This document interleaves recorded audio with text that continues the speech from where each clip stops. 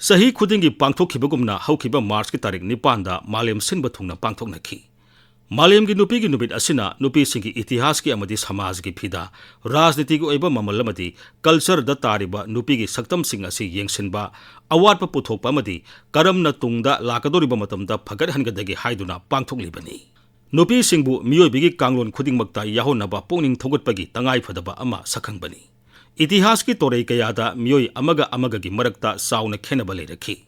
समाज की ओइबा इतिहास की तांकक कयादा मियोई कांगबु अमगा अमगा की फिदा शक्ति अमदी इज्जत मानदना लेरखी असिगुंबा मानदबा कया असिना मियोइबगी इतिहास की अचौबा सरुक अमा ओइरखी कांगबु खुदिंगमक्तगी हेंदोकना अवाबा नंगलिबसी कांगबु खुदिंगमक्ता याउरिबा नुपीसिंग असिनी अदुना मानब खुनाई अमगी मंग मंगबा तारबदी नुपीगी वहंग असिसु साउखटपगी वहंग मनुंगदा हंगबा संगी अदुना साउखटपा अमदी साउखटपगी पोरम अमा याटपा मतमदा नुपी सिंगी अमदी नुपीगी मिडियंगदा साउखटपा हाइबसी करिनो हाइबसी मसु खंथदबा यादे मरमदी इंदना लागलिबा इतिहास की लमाई सिंगदा नुपी सिंगी ओइबा तोंगानबा वारी अमा लेरी मतांग असिदा अखोइना साउखटपगी वहांथोक असि नुपी नुपा खाइदबा कांगबु नाइदबा ताइबंग पानबा अमगा समनरगा नौना मसक अमा लेपा संगलई मतांग असिदा निंगसिंगबा याबदी इंडियाना लिसिंग अनि कुनिथोई कुलुमदोइदा G20 की प्रेसिडेंसी ओइबा मतमदा साउखटपदा नुपीगी वहंग असि यामना लुमना लौनखी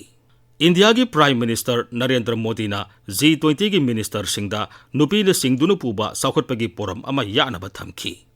मसिमंगना लैरिबा साउखटपगी मसक अमदी साउखटनबा तौरिबा थबक थोरम खुदिंगमक्ता असौबा अहोंबा अमा पुरकदबनी मतांग असिदा थोगलकलिबा वाफमदी नुपीना सिंगदुनु पुबा साउखट थौरांग हाइबसिगी सब साबा मसक असि करिनो मसिगी मतंगदा नैनगदबा मदी तवगदबा थिजिन खोसिनबा कया अमा वाली हाइबसिमदी सुम्मे अदुबु मसिना साउखट थौरांगदा नुपीसु साउखटनबा होनगदबनी नुपीगिसु साक्थुंग फंगनगदबनी हाइबा वाखलोन हाइबदी इडियोलॉजी अदुदगी थैदोकलगा साउखटपा हाइबदुमकी वाखल सागटपा मतमदा नुपीगी वाफम थैदोकतुना थंबे यारोय मरमदी समाज हाइबसिदा नुपीना पिरकलिबा खुदोलसिंग असिगी ममल फजना लेपा संगी इंडियादा तोंगान तोंगानबा हिरमदा ngasi uriba nupigi masing asi pungning thoganingai oi